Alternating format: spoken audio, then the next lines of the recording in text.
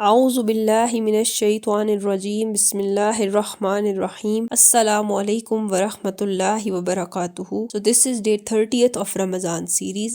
آج ہم بات کریں گے پارہ نمبر 30 کی. یہ آخری پارہ ہمیں 3 بڑی چیزیں سکھاتا ہے: قیامت کی یقینی حقیقت، اعمال کا بدلہ اور اللہ کی پناہ. سورۃ النبا، وہ بڑی خبر. پارہ نمبر 30 کا آغاز ہوتا ہے سورہ النبا سے. اللہ تعالیٰ نے پوچھا وہ کیا ہے جس کے بارے میں یہ لوگ پوچھ رہے ہیں؟ وہ بڑی خبر جس میں یہ اختلاف کر رہے ہیں. وہ بڑی خبر قیامت ہے. پھر اللہ تعالیٰ نے اپنی نعمتیں گنوائی: زمین کا بچھونا، پہاڑوں کی میخیں جوڑوں میں پیدا کیا، نیند کو آرام بنایا، رات کا لباس، دن کو روزی کے لیے، 7 مضبوط آسمان، چمکتا چراغ یعنی سورج، پھر پانی اور اناج اور باغ، اور پھر قیامت کا منظر جس دن سور پھونکا جائے گا، تم فوج در فوج آؤ گے اور آسمان کھول دیا جائے گا اور وہ دروازے بن جائے گا اور پہاڑ چلائے جائیں گے اور وہ ریت ہو جائیں گے. تو قیامت یقینی ہے، اس بڑی خبر کی تیاری کرو. سورۃ النازعات، روح نکلنے کا لمحہ. سورہ النازعات میں موت کے فرشتوں کا ذکر ہے. کچھ روحیں ہیں جنہیں فرشتے سختی سے کھینچتے ہیں اور کچھ روحیں ہیں جنہیں فرشتے آہستگی سے نکالتے ہیں، جیسے پانی سے کوئی چیز نرمی سے باہر آ جائے. یہاں سے پتہ چلتا ہے کہ موت کا لمحہ اعمال کا آئینہ ہے. اچھے اعمال کرو، آسان موت کی دعا کرو. سورہ عبس.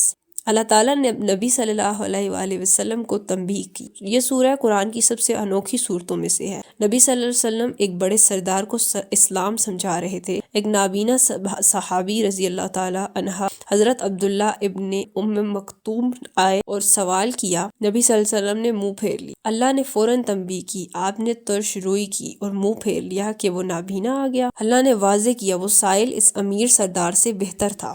یہاں سے پتہ چلتا ہے کہ اللہ کے نزدیک امیر اور غریب برابر ہیں، بلکہ سیکھنے کی چاہت سب سے بڑی دولت ہے. سورۃ التکویر، قیامت کی تصویر. سورہ التکویر میں قیامت کا ایسا نقشہ ہے جو ذہن پر نقش ہو جاتا ہے. سورج لپیٹ دیا جائے گا، ستارے بے نور ہو جائیں گے، پہاڑ چلائے جائیں گے، حاملہ اونٹنیاں چھوڑ دی جائیں گی، وحشی جانور اکٹھے کیے جائیں گے، سمندر بھڑکائے جائیں گے، روحیں ملائی جائیں گی، زندہ دفن لڑکی سے پوچھا جائے گا کہ کس جرم پر قتل کی گئی. تو وہ دن آنا ہے، آج کی بے انصافی کا حساب ہوگا. سورۃ الانفطار اور انشقاق. آسمان پھٹ جائے گا. جب آسمان پھٹ جائے گا، جب آسمان شق ہو جائے گا. دونوں صورتوں میں آسمان کے پھٹنے کا ذکر ہے. اور پھر اے انسان، تجھے اپنے رب بارے میں کس چیز نے دھوکے میں ڈال دیا؟ یہ سوال آج ہم سب سے ہے. تو اللہ کریم ہے، مگر اس کریم کی نافرمانی سب سے بڑی حماقت ہے. سورۃ المطففین، ناپ تول میں کمی. اللہ تعالیٰ نے فرمایا تباہی ہے ناپ تول میں کمی کرنے والوں کے لیے. جب وہ لوگوں سے لیں تو پورا لیں اور جب انہیں ناپ کر یا تول کر دیں تو کم دیں. یہ صرف دکاندار کے لیے نہیں، جو وقت لے کر کام نہ کرے، جو تنخواہ لے کر محنت نہ کرے، جو رشتہ لے کر حق نہ دے،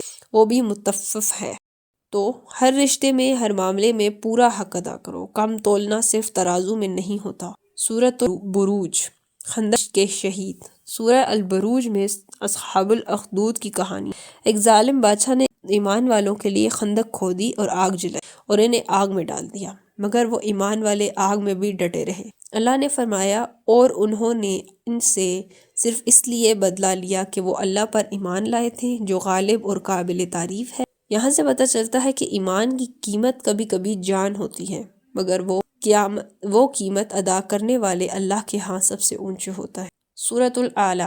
سبح اسم ربک الاعلیٰ. اللہ تعالیٰ نے فرمایا اپنے رب اعلیٰ کے نام کی تسبیح کرو. نبی صلی اللہ علیہ وسلم نے جب سنا تو فرمایا سبحان ربی الاعلیٰ، اور یہی ہم رکوع میں پڑھتے ہیں. پھر اللہ تعالیٰ نے فرمایا وہ کامیاب ہوا جس نے اپنے نفس کو پاک کیا اور اپنے رب کا نام یاد کیا اور نماز پڑھی. تو کامیابی کا نسخہ 3 الفاظ میں: پاکیزگی، ذکر، نماز. سورۃ الغاشیہ، 2 چہرے. اللہ تعالیٰ نے قیامت کے 2 چہرے سورہ الغاشیہ میں بیان کیے. پہلا چہرہ ذلیل، تھکے ہوئے، جھلسے ہوئے، کھولتے چشمے کا پانی، کانٹے دار گھاس کھانا. دوسرا چہرہ خوش، اپنی کوشش سے راضی، اونچی جنت میں بہتی نہریں، اونچے تخت، رکھے ہوئے پیالے، بچھے ہوئے فرش. تو یہاں پر دونوں میں سے ایک چہرہ آج کے اعمال طے کر رہا ہے. سورۃ الفجر، انسان کی 3 حالت. سورہ الفجر میں اللہ تعالیٰ نے انسان کی 3 غلطیاں بتائی. جب اللہ عزت دے، انسان کہتا ہے میرے رب نے مجھے عزت. جب اللہ آزمائے، انسان کہتا ہے میرے رب نے مجھے ذلیل کیا. نہیں، بلکہ تم یتیم کو عزت نہیں دیتے، غریب کو کھانا نہیں کھلاتے اور وراثت سب سمیٹ لیتے ہو اور مال سے بہت محبت کرتے ہو۔ پھر وہ مخاطب کیا جو اللہ کا، اے اطمینان والی روح اپنے رب کی طرف لوٹ، اس حال میں کہ تو اس سے راضی اور وہ تجھ سے راضی، پس میرے بندوں میں شامل ہو جا اور میری جنت میں داخل ہو جا۔ تو اطمینان والی روح یہی زندگی کا سب سے بڑا خزانہ ہے۔ سورہ زلزال، رائی برابر۔ جب زمین اپنی پوری ہلاوٹ سے ہلائی جائے گی اور زمین اپنے بوجھ باہر نکال دے گی، اور پھر جس نے ذرہ برابر نیکی کی وہ اسے دیکھے گا اور جس نے ذرہ برابر برائی کی وہ اسے دیکھے گا۔ ذرہ برابر، رائی برابر، کوئی چیز چھوٹی نہیں، یعنی چھوٹی نیکی کو حقیر مت سمجھو اور چھوٹے گناہ سے مت ڈرو کہ چھوٹا ہے، دونوں لکھے جاتے ہیں۔ سورۃ العادیات سے سورۃ تکاثر۔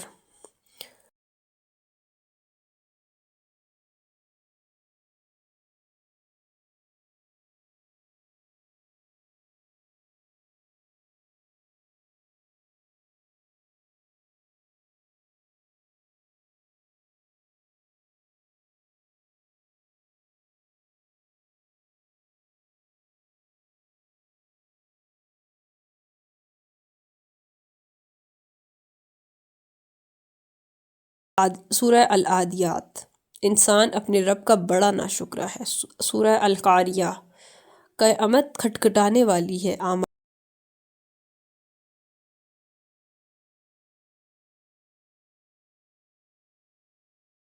اعمال ترازو میں تلے جائیں گے۔ سورہ التکاثر، تمہیں زیادہ سے زیادہ جمع کرنے کی ہوس نے غافل کر دیا، یہاں تک کہ تم قبروں تک جا پہنچے، یعنی مرتے دم تک ہم جمع کرتے رہے مگر ساتھ کچھ نہ گیا۔ تو یہاں سے پتہ چلتا ہے کہ زیادہ جمع کرنے کی دو قبر تک ہے، اس کے بعد صرف اعمال ساتھ ہیں۔ سورۃ العصر، وقت کی سورہ العصر کی 3 آیتوں میں پوری زندگی کا نچوڑ ہے۔ زمانے کی قسم، بے شک انسان خسارے میں ہے سوائے ان لوگوں کے جو ایمان لائے، نیک عمل کیے اور ایک دوسروں کو حق کی وصیت کی اور ایک دوسرے کو صبر کی وصیت کی۔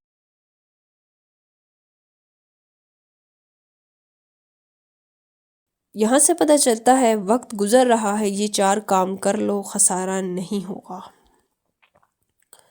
سورۃ الہمزہ، عیب لگانے والے، تباہی ہے ہر اس شخص کے لیے جو لوگوں کے منہ پر عیب لگائے اور پیٹھ پیچھے غیبت کرے، جو مال جمع کرے اور گنتا رہے اور سمجھتا ہو کہ اس کا مال اسے ہمیشہ زندہ رکھے گا، یعنی دوسروں کے عیب ڈھونڈنے کے بجائے اپنے عیب ڈھونڈو، وہ زیادہ ہیں۔ سورۃ الفیل، ہاتھی۔ ابرہہ نے خانہ کعبہ توڑنے کا ارادہ کیا، بڑا لشکر لایا، ہاتھی لایا، اللہ نے بھیجے ابابیل پرندے، چھوٹے چھوٹے پرندے کنکر لیے ہوئے، اور وہ لشکر کھائے ہوئے بھوسے کی طرح ہو گیا۔ یہاں سے پتہ چلتا ہے کہ اللہ کے گھر کی حفاظت اللہ تعالیٰ خود کرتا ہے، چھوٹے ذریعے سے بڑی طاقت کو توڑتا ہے۔ سورۃ الکوثر، اللہ نے کوثر دیا، بے شک ہم نے آپ کو کوثر عطا کی، بس اپنے رب کے لیے نماز پڑھو اور قربانی کرو، بے شک آپ کا دشمن ہی بے نام و نشان ہے۔ یہ سب سے چھوٹی سورہ، 3 آیتیں، مگر سب سے بڑا سبق، جو اللہ کا ہو اللہ اسے سب کچھ دے دیتا ہے۔ یہاں سے پتہ چلتا ہے کہ دشمن تمہارا نام مٹانا چاہتا ہے مگر اللہ کی اطاعت کے آگے دشمن خود مٹ جاتا ہے۔ سورۃ الکافرون، واضح اعلان، کہہ دو اے کافرو، میں وہ نہیں پوجتا جو تم پوجتے ہو اور نہ تم وہ پوجتے ہو جو میں پوجتا ہوں، تمہارے لیے تمہارا دین ہے اور میرے لیے میرا دین۔ یہ سورہ آدھا قرآن ہے، شرک سے برات کا اعلان۔ یہاں سے پتہ چلتا ہے کہ ایمان میں مداہنت نہیں، واضح بات واضح الفاظ میں کرنی چاہیے۔ سورۃ النصر، آخری وداع، جب اللہ تعالیٰ کی مدد اور فتح آ جائے اور تم لوگوں کو اللہ کے دین میں فوج در فوج داخل ہوتے دیکھو تو اپنے رب کی تسبیح کرو، اس کی حمد کے ساتھ، اور اس سے مغفرت مانگو، بے شک وہ بہت توبہ قبول کرنے والا ہے۔ یہ سورہ نبی صلی اللہ علیہ وسلم کی وفات کا اشارہ تھی۔ جب نبی صلی اللہ علیہ وسلم نے یہ سنا تو کثرت سے پڑھنے لگے سبحانک اللہم و بحمدک اللہم اغفر لی۔ تو کامیابی کے وقت بھی اللہ کا شکر اور استغفار، یہی نبی صلی اللہ علیہ وآلہ وسلم کا طریقہ تھا۔ سورۃ المسد، ابو لہب کا انجام۔ ٹوٹ گئے ابو لہب کے دونوں ہاتھ اور وہ برباد ہو گیا، اس کا مال اور جو اس نے کمایا اس کے کچھ کام نہ آیا۔ ابو لہب نبی صلی اللہ علیہ وآلہ وسلم کا چچا تھا، مگر اللہ نے اسے نام لے کر ذلیل کیا۔ یہاں سے پتہ چلتا ہے کہ رشتہ نہیں ایمان کام آتا ہے۔ نبی صلی اللہ علیہ وسلم کا چچا بھی نہ بچ سکا۔ سورۃ الاخلاص، 1/3 قرآن۔ کہو وہ اللہ ایک ہے، اللہ بے نیاز ہے، نہ اس کی کوئی اولاد ہے، نہ وہ کسی کی اولاد ہے، اور نہ کوئی اس کا ہمسفر ہے، نہ اس کا کوئی ہمسر ہے۔ نبی صلی اللہ علیہ وسلم نے فرمایا یہ سورت 1/3 قرآن کے برابر ہے، یعنی دن میں 3 بار پڑھو، ایک مکمل قرآن کا ثواب۔ سورۃ الفلق اور سورۃ الناس، اللہ کی پناہ۔ قرآن کا اختتام دو پناہ مانگنے کی صورتوں پر ہوتا ہے۔ سورۃ الفلق، کہو میں پناہ مانگتا ہوں صبح کے رب کی، ہر اس چیز کی برائی سے جو اس نے بنائی، اندھیرے کی برائی سے، جادو کرنے والوں کی برائی سے، حسد کرنے والوں کی برائی سے۔ سورۃ الناس، کہو میں پناہ مانگتا ہوں انسانوں کے رب کی، انسانوں کے بادشاہ کی، انسانوں کے معبود کی، وسوسہ ڈالنے والے کی برائی سے جو پیچھے ہٹ جاتا ہے، جو لوگوں کے دلوں میں وسوسہ ڈالتا ہے، جنوں میں سے بھی اور انسانوں میں سے بھی۔ قرآن کا آغاز ہوا الحمدللہ رب العالمین، اللہ کی تعریف سے، اور قرآن کا اختتام اللہ کی پناہ سے۔ تو زندگی اللہ کی تعریف سے شروع کرو اور زندگی کا اختتام اللہ کی توبہ سے کرنا چاہیے۔